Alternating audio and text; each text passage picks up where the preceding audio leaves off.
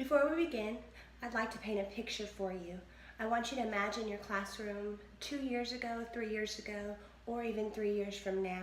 And I want you to imagine that child, we'll call him Reggie, who finishes his work early. He is always getting A's. Reggie's a good student. When he's finished, he knows exactly what he has laid out for him to do. He doesn't disrupt the class. He waits patiently till they're all done. Reggie's the kid who understands the content and learns what we've taught him in the first 5 minutes of teaching. The question is, what is Reggie doing the rest of the class time where the teacher is helping the other students, modifying? Reggie knows the content, so what are we doing to challenge him and all the other students that fall into the same category that are higher achieving students? They're already in the upper quintile of achievement. How do we take them to the next level? Before we begin talking about what we need to do to serve the higher achieving students, the students that are already in the upper quintiles, let's talk about why we need to serve them. When these kids get home from school, parents ask them, what did you do at school today? How was school today? Boring. I already knew everything they taught me. Too many of our kids go home and this is what they're saying. They're not being challenged. They're not enjoying themselves at school. And while enjoyment isn't the purpose, learning is. We need to make sure that these kids are learning to their fullest potential. So that's what we'll discuss today. How do we take those kids that have mastered content, the grade level standards, within the first 5 minutes of the teaching period? How do we take them to the next level? The answer is higher order thinking, or higher order questioning that elicits critical thinking. While we all strive for this and are already trying to implement projects in higher order thinking and teaching to those higher levels of Bloom's taxonomy, true higher level thinking is a whole new process and is very different from what we see in the typical classroom day in and day out. Most of the questioning that takes place in the classrooms, you'll see on these bottom 3 levels of Bloom's taxonomy. So what are we going to change and how are we going to adjust our questioning and teaching to take our students to the top 3 levels of Bloom's taxonomy? In today's classroom, we're very driven to ensure that students are learning the standards set forth by the state and our National Common Core standards. What do we do when the students have already mastered that? And how does the classroom look and how is it different when we're truly teaching to the upper quintile or challenging students to think and to perform at higher levels? The difference is how a classroom today performs and how a classroom with higher level thinking performs. What they're doing, how they're interacting, what the process is, and what the end product is where the difference lays.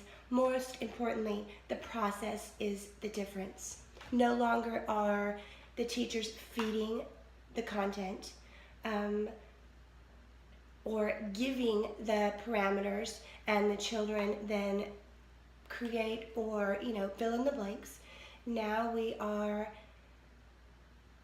provoking kids to ask their own questions. Let's find out what they want to know, what do they want to learn, and let's let them learn it. Let them find the answers for themselves. This is true problem solving and inquisitive learning in the real.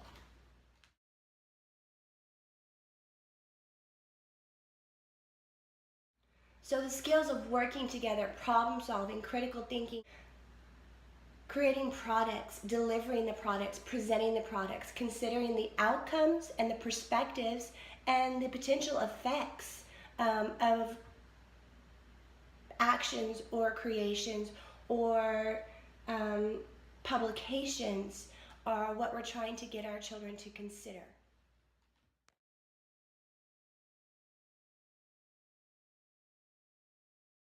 We are actually teaching them the elements of thought or the elements of critical thinking.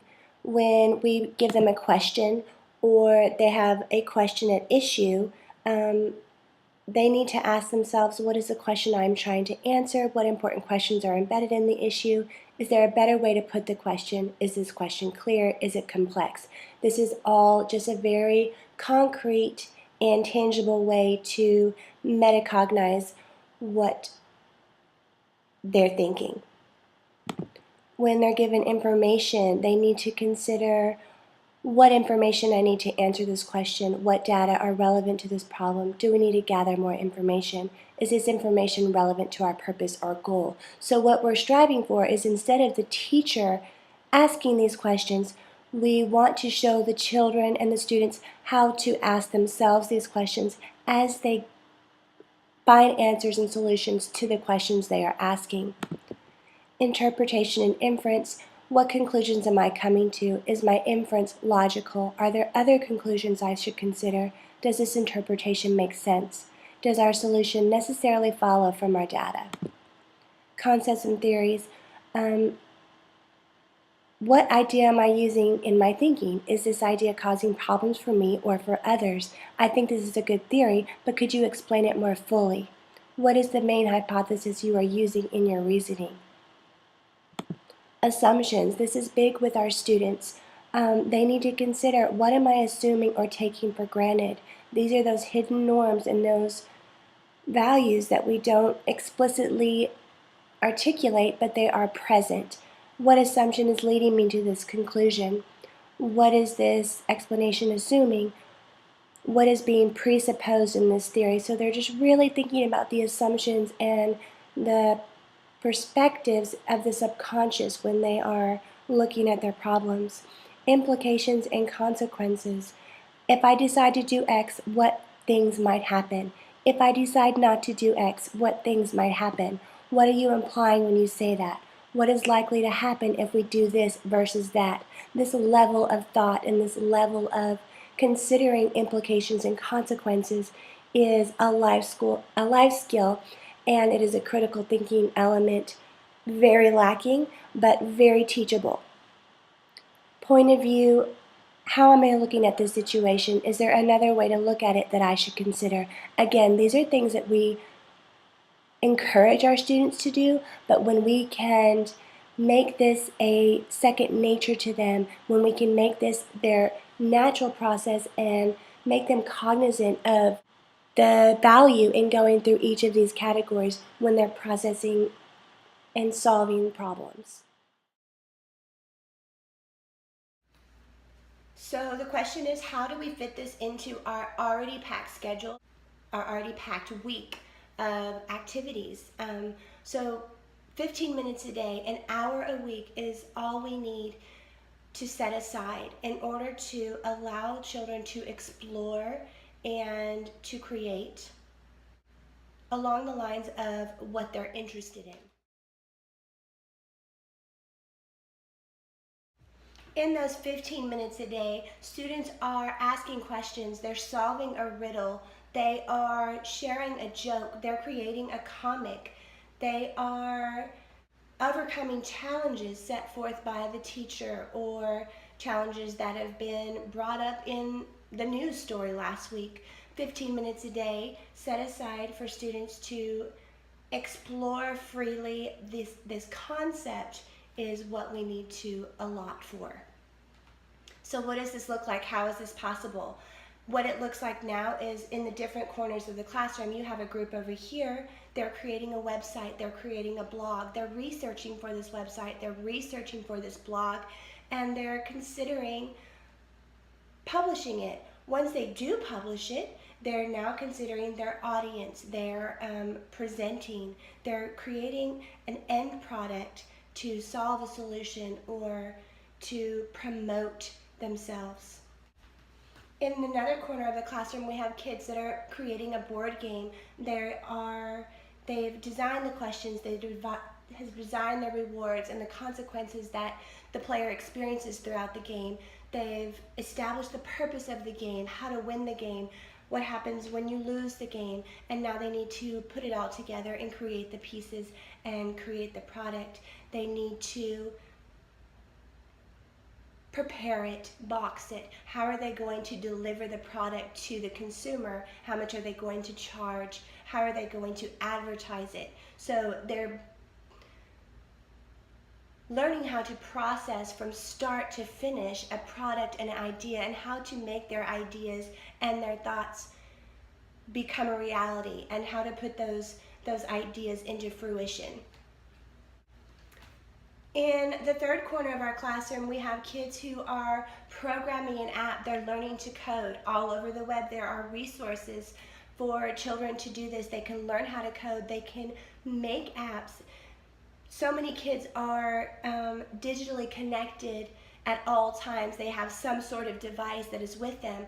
Well, what are we doing to equip our students with the knowledge of what it is they're playing with? How do they create this tool that they're so dependent on? They need to understand the intricacies and all that is involved in creating these applications, and they can then create the apps that other students would like to do. If they have an idea of a game they'd like to play, or an app, or an idea, they can create that. They have to consider the consequences at every turn and then prepare for those.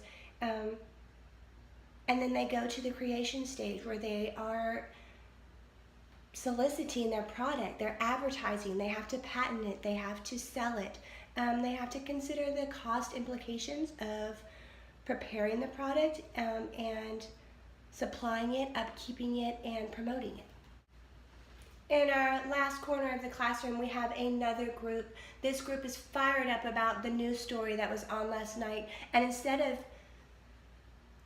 internalizing those emotions, let's fuel their interest, let's fuel that passion, and let's develop a solution to it. These are what we're tasking adults with now. We need to also be tasking our students with the same problem-solving abilities. They need to take into consideration all the parties, all the effects, and they can begin to analyze current events and start to create the solutions that we're going to be relying on them in the future to be creating anyway. So we give them the freedom to express themselves in regarding the current events or past events or future events, and we empower them to truly risk putting themselves out there and developing solutions for these problems.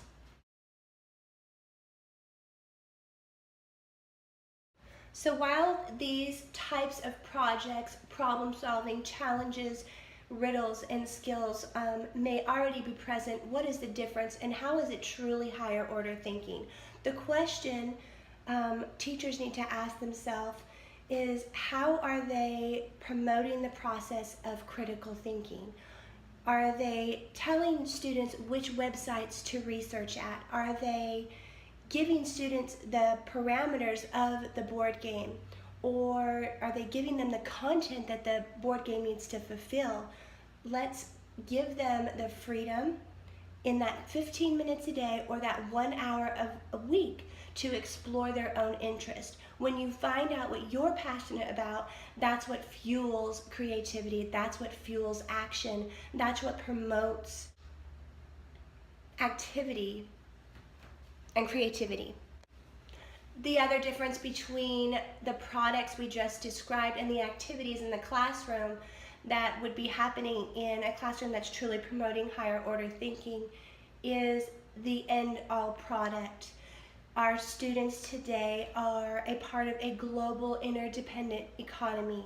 Their products, their creation, their work is part of a global world. We need to be sure that they are prepared for that global exposure. So in this 1 hour a week, 15 minutes a day allotment for higher order thinking and critical thinking skills, we're allowing children to explore, to fail, and to succeed in the classroom without the pressure of a grade or success or failure. And they're just allowed to freely explore their interests and their strengths and their talents.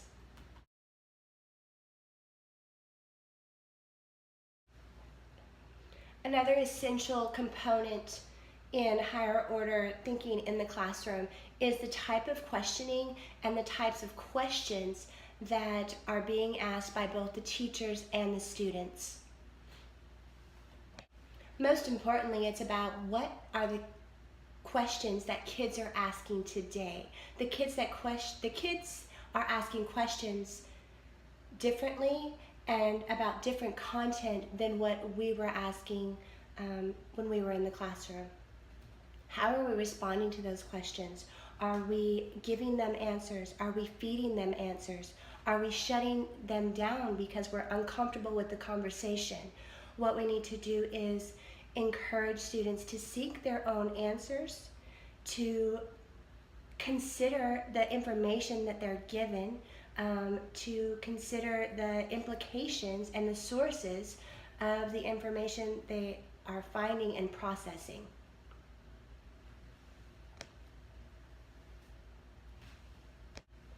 Here are some examples of how questions should sound and what they would look like in a classroom that is promoting higher order thinking.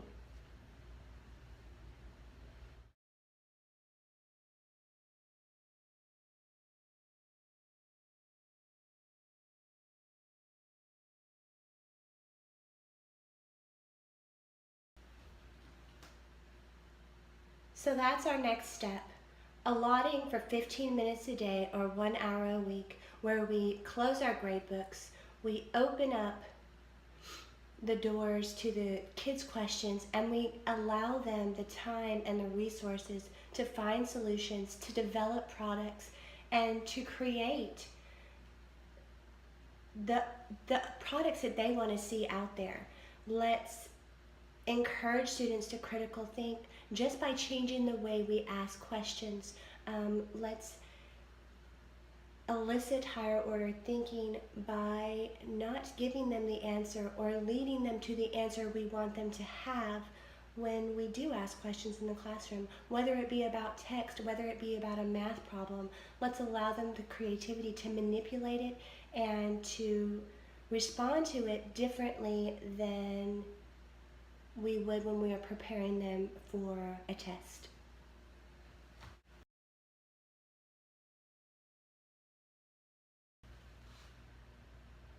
Another focus for teachers when they're trying to promote higher order thinking is to focus on the reasoning for what we're teaching. A lot of times if we're teaching a specific skill or a fact set, the process is often more important than that specific skill, unless of course it's reading or basic addition. But if we're talking about molecules or matter, most important is the process that the scientists who developed these concepts and these theories, the processes they went through in questioning their surroundings, questioning the world around them, looking at what they already knew and what had already been proven, synthesizing that information to create another solution or an explanation or a theory that explains what is happening in the world around us. If we can focus on that as teachers, as we're teaching, if we can focus on the why we're teaching what we're teaching, or the process that we're trying to instill, and the thought patterns that we're trying to promote, that will help us as we engage the students in the higher order thinking that we are also trying to model.